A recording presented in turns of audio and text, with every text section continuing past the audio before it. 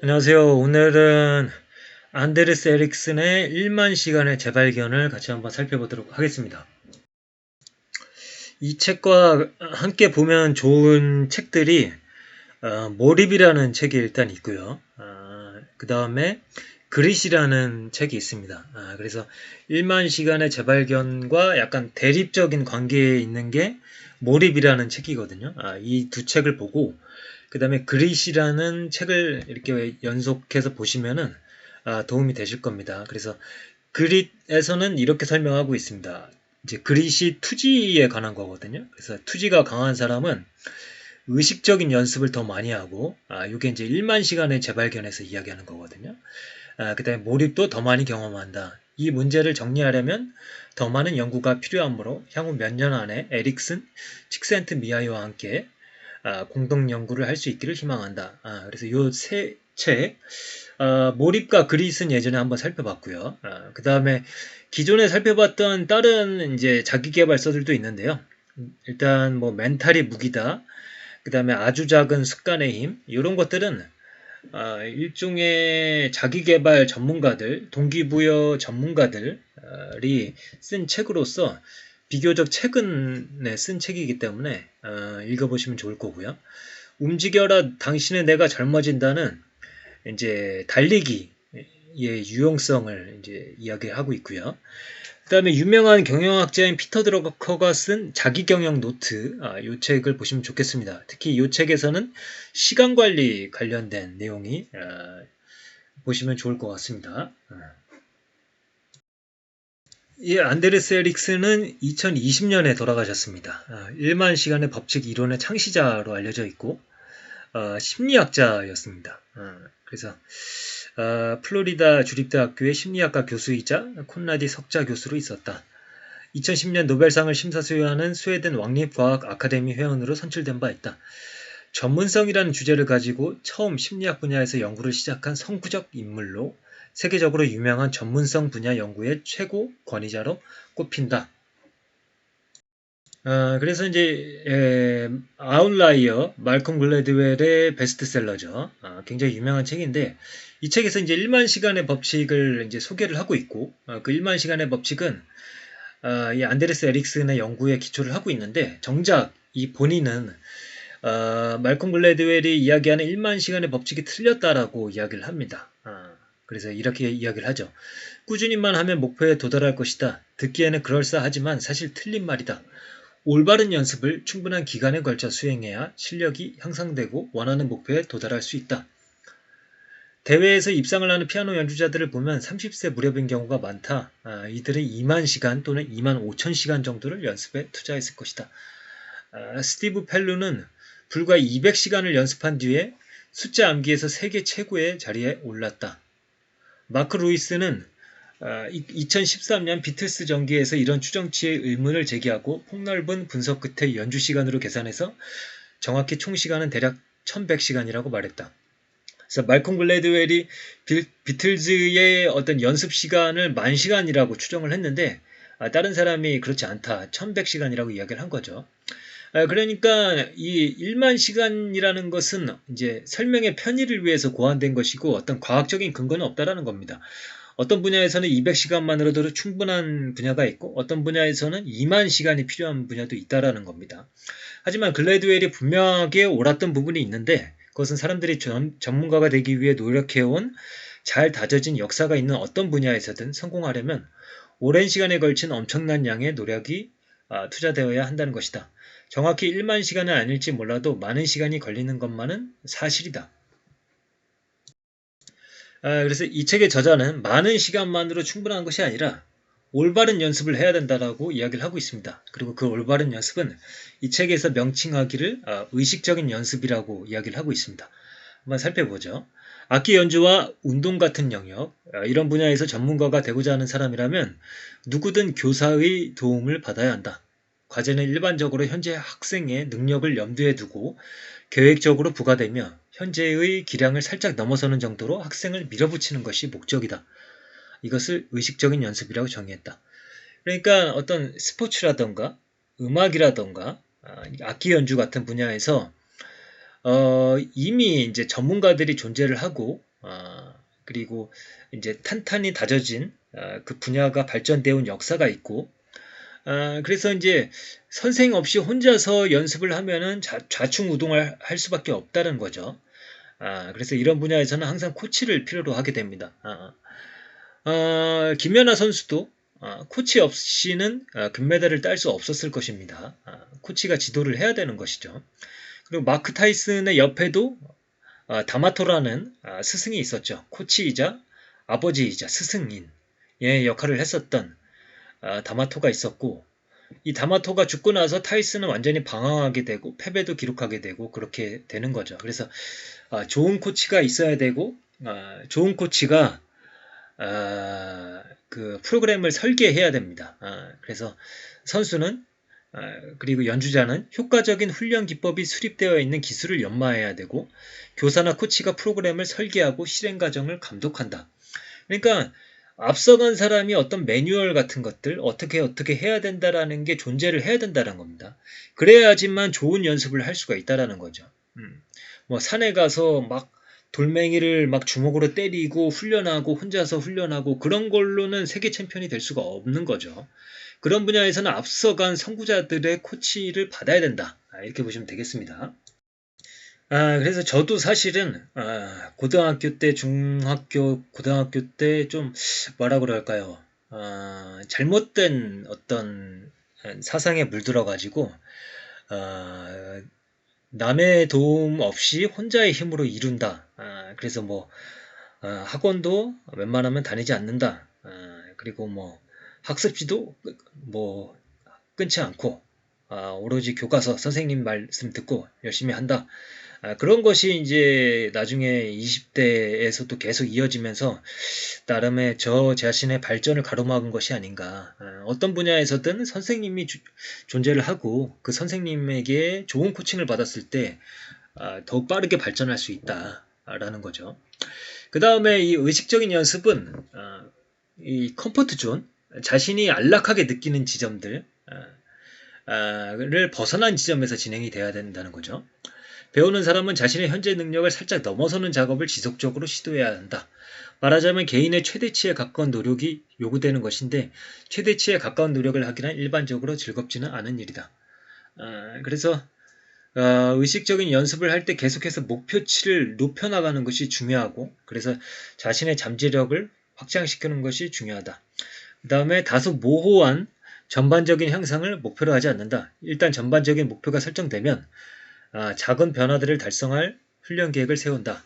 이렇게 작고 구체적인 부분을 목표로 하여 훈련하는 경우 학생이 훈련의 성과를 쉽게 가시적으로 확인할 수 있다는 장점이 있다. 그러니까 이런 거죠. 몸짱이 되고 싶다라는 것은 그냥 전반적인 향상인 거죠. 그래서 뭐 마구잡이로 운동을 하고 뭐 오늘은 뭐 1시간 운동을 했다가 내일은 뭐 10분 했다가 뭐 이틀 뒤에는 막 또 3시간 했다가 마구잡이로 해도 효과는 있을 수가 있겠지만 더 큰 효과를 발휘하기 위해서는 작은 미세한 어떤 계획들을 세워야 된다는 거죠. 예를 들어서 턱걸이를 한다면은 뭐 한 달에 한 2-3개씩 늘려가겠다라는 구체적인 목표, 세부적인 목표가 있는 거죠. 단순히 몸짱이 되겠다라는 그런 전반적인 향상만으로는 그걸 이뤄낼 수가 없고 한 달에 2-3개씩 늘려가겠다. 이런 거를 가지고선 하는 거죠. 그리고 계속해서 늘려간다. 그래서 자신의 잠재력을 향상시킨다. 그래서 탑건의 프로그램 조정사들이 각자의 컴포트 존에서 벗어나도록 압박당했을 때 최대의 교육 효과를 볼 수 있었다는 연구 결과도 있습니다.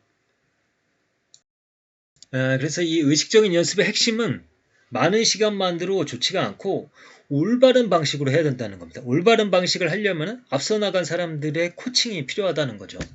그리고 그 코치들이 피드백을 주게 됩니다. 피드백을 통해서 실력 향상으로 연결될 수가 있는 거죠. 실력 향상으로 연결되는 피드백 중심의 연습 기회가 적은 상태에서 방사선과 의사가 연습량을 늘린다고 해서 반드시 실력이 나아지지는 않는다.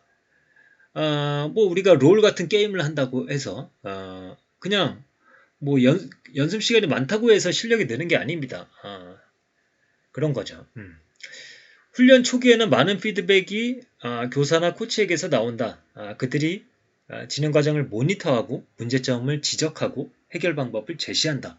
근데 혼자 하게 되면은 자기 자신을 모니터하는 것도 어렵고 문제점을 발견하기도 어렵고 문제점을 발견해도 해결 방법을 모르는 경우도 있고 그렇기 때문에 코치가 옆에 있어야 된다라는 거죠. 시간이 흐르고 경험이 쌓이면서 학생이 스스로를 모니터하고 실수를 발견하고 그에 맞춰 수정해 간다. 그러니까 처음에는 그런 교사들, 코치의 도움이 필요하지만 나중에는 스스로 그걸 해나갈 수가 있게 되겠죠. 그리고 이렇게 스스로 모니터하고 개선점을 찾으려면 효과적인 심적 표상이 있어야 된다. 이 심적 표상이 의식적인 연습에서 굉장히 중요하거든요. 좀 난해한 개념이긴 한데, 요 개념을 좀 이제 길게 설명을 해드리겠습니다. 그래서 의식적인 연습의 핵심 목적은 효과적인 심적 표상을 개발하는 것이며, 심적 표상은 다시 의식적인 연습의 핵심적인 역할을 한다. 다이빙 선수가 나의 다이빙이 어떤 모습이어야 하는가, 더욱 중요하게는 몸의 위치와 움직임이 어떤 느낌이어야 하는가에 대한 명확한 마음속 이미지를 형성하는 데 연습의 많은 부분을 할애하게 된다. 그러니까 마음속에 심상을 만들어 간다. 이 심적 표상은 장기 기억입니다. 장기 기억에 저장되어 있고 일반적인 상황이 아니라 특정한 유형의 상황에서 신속하고 효율적으로 반응하기 위해 활용하는 우리 머릿속에 이미 존재하는 정보 패턴입니다. 모든 사람이 이 심적 표상을 가지고 있고 이를 활용하고 있지만 전문가는 이 심적 표상의 양과 질이 많다라는 겁니다. 오랜 세월에 걸친 연습을 통해 전문가는 각자의 분야에서 마주칠 가능성이 있는 다양한 상황에 대비한 아주 복잡하고 정교한 심적 표상을 발전시킨다. 근데 이 심적 표상을 발전시키는 것은 뇌가 실제적으로 신경 조직망이 변한다고 하죠. 단연간 연습을 하고 올바른 연습을 통해서 어떤 패턴들을 학습해 나가면서 그 과정에서 뇌의 신경 조직망이 바뀌어서 고도로 전문화된 심적 표상을 만들 수 있다. 이런 심적 표상 덕분에 놀라운 기억력, 패턴 인식 능력, 문제 해결 능력, 고도의 능력을 발휘할 수 있다는 점이다. 그래서 예를 들어서 지적인 분야에서 심적 표상을 어떻게 활용하는가라고 했을 때 저는 이 찰스 먼거가 생각이 나더라고요. 찰리 먼거죠. 이 워런 버핏의 오래된 친구이자 그의 회사의 부회장이죠. 그의 격자틀 모형이 유명한데요. 격자틀 모형은 뭐냐면 여러 가지 지식들, 여러 가지 학문들의 빅 아이디어를 머릿속에 저장을 해놓으면은 어떤 사안이 발생했을 때 그 사안에 대해서 여러 가지 학문들의 관점에서 그 사안을 바라볼 수가 있게 되고 그 학문들이 각자 불빛이 켜지게 되면 여러 학문에서 불빛이 켜지게 되면 그 투자 사안에 대한 판단이 오를 가능성이 높다라는 겁니다. 그러니까 이것도 일종의 어떤 지적인 분야에서 심적 표상을 발전시켜 나가는 거겠죠. 그래서 어떤 분야에서 뭐 네트워크 과학 분야에서 지금 뭐 승자승 승자승 그 현상이 발생하고 있다. 그 다음에 어떤 경제학적 분야에서 판단했을 때 독점이 발생하고 있다. 뭐 여러 가지 관점에서 판단을 해가지고 이 회사는 좋은 회사다. 그렇게 해서 이 패턴을 인식해서 투자를 할 수가 있다라는 거죠. 그래서 올바른 연습은 단순히 반복하는 것만으로 좋은 게 아니라 올바른 방향에 이런 상황에서는 이렇게 반응해야 된다라는 패턴을 하나하나 학습해 나가는 과정인 거죠. 그래서 이제 말씀을 드리자면은 이제 스포츠 분야에서 복싱 분야에서 심적 표상을 만들어 나가는 이 올바른 연습, 의식적인 연습이 뭐냐라고 했을 때 뭐 이런 거죠. 이제 체육관에 처음 가면은 왼손 잽, 오른손 스트레이트, 원투 스트레이트를 배웁니다.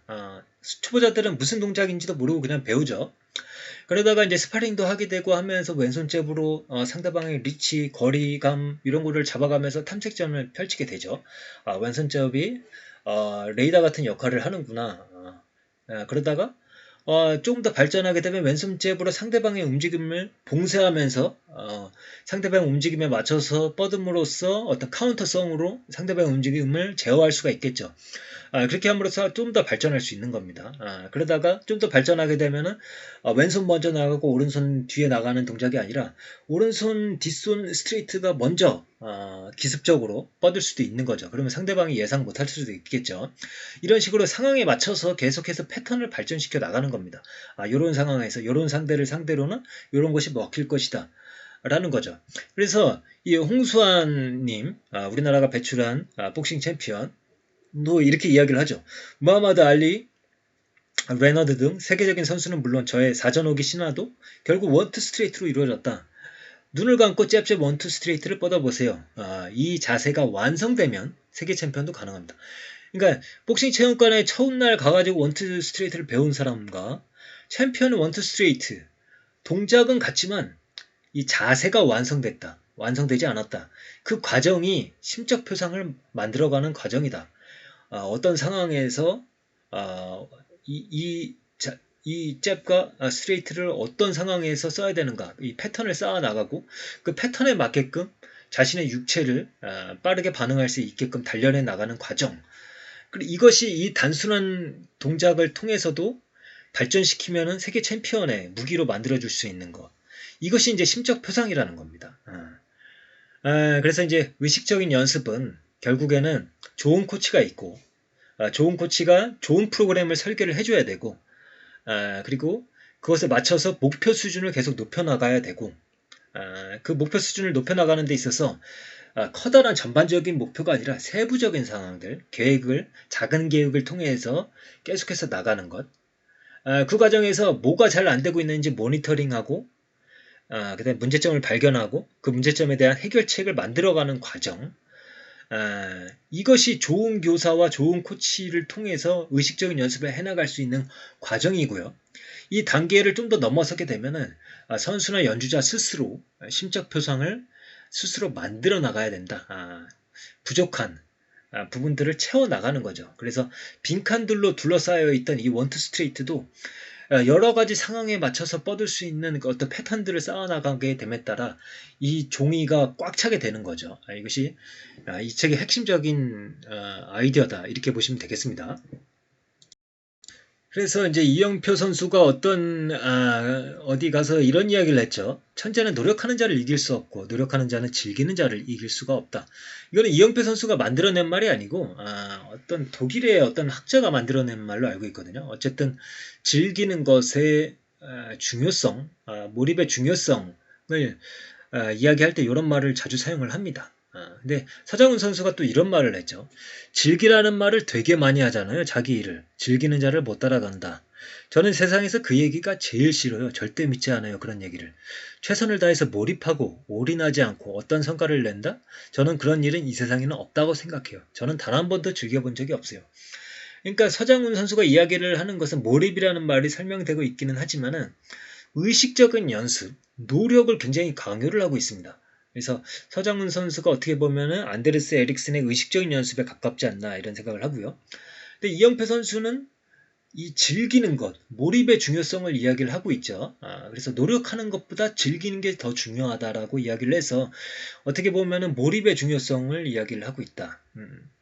그래서 아까 서두에 말씀드린 대로 그릿이라는 책에서 이 안데르스 에릭슨과 칙산트 미아이가 만나서 토론하는 그런 장면이 나오고 있거든요. 대립을 하는데 끝까지 서로 화해를 하지는 않죠. 학문적인 어떤 대립이 있었다라는 거죠. 신사적으로 이야기를 했지만은 에릭슨은 의식적인 연습이 몰입처럼 즐겁게 느껴질 가능성에 대해서 회의적이었습니다. 그래서 이제 그릿의 이제 저자는 이렇게 이야기를 하죠. 나의 직업을 불문하고 그릿이 강한 성인은 몰입을 경험한 적이 더 많다고 보고했다. 다시 말해서 몰입과 그릿은 밀접한 관련이 있었다. 그리고 또 이렇게 이야기를 합니다. 투지가 강한 사람은 의식적인 연습을 더 많이 하고 몰입도 더 많이 경험한다. 이 문제를 정리하려면 더 많은 연구가 필요하므로 향후 몇 년 안에 에릭슨, 칙센트 미아이와 함께 공동 연구를 할 수 있기를 희망한다. 그래서 이 둘이 어떤 합의점에 이르렀는지 그것은 제가 들은 바가 없습니다. 그리고 이제 에릭슨은 또 돌아가셨고요. 그래서 사실 그러나 이제 제가 이 몰입도 읽어보고 의식적인 연습도 읽어봤을 때 굉장히 겹치는 부분도 많다라고 생각을 했습니다. 몰입도 피드백의 중요성을 계속 이야기를 하거든요. 특히 이제 이 몰입에서 피드백은 사실 경기를 하는 도중에 주어지는 피드백을 굉장히 중요시 여기거든요. 내가 어떤 목표를 달성하고 있다. 지금 잘하고 있다라는 어떤 피드백, 펀치를 잘 뻗고 있다. 라고 했을 때 펀치가 상대방에 닿고 있다는 피드백이 있을 때 그 펀치를 계속 자주 사용을 하게 되는 선수가 계속 그거를 조정해 나가게 되죠. 그런 과정이 있거든요. 그래서 이제 제가 몰입도 설명한 바가 있지만은 요거 두 개를 같이 보시면은 좀 더 자신을 발전시킬 수 있는 연습에 대한 이해도가 좀 더 드러날 수 있지 않을까 싶습니다. 그래서 이 두 책에 어떤 게 꼭 맞다라고 보시기보다는 이 두 책을 같이 보시면서 한쪽의 부족한 점을 다른 책을 통해서 보완하면서 보시면 좋지 않을까 이렇게 생각을 하고 있습니다. 그러면은 오늘의 리뷰는 이것으로 마치도록 하겠습니다. 감사합니다.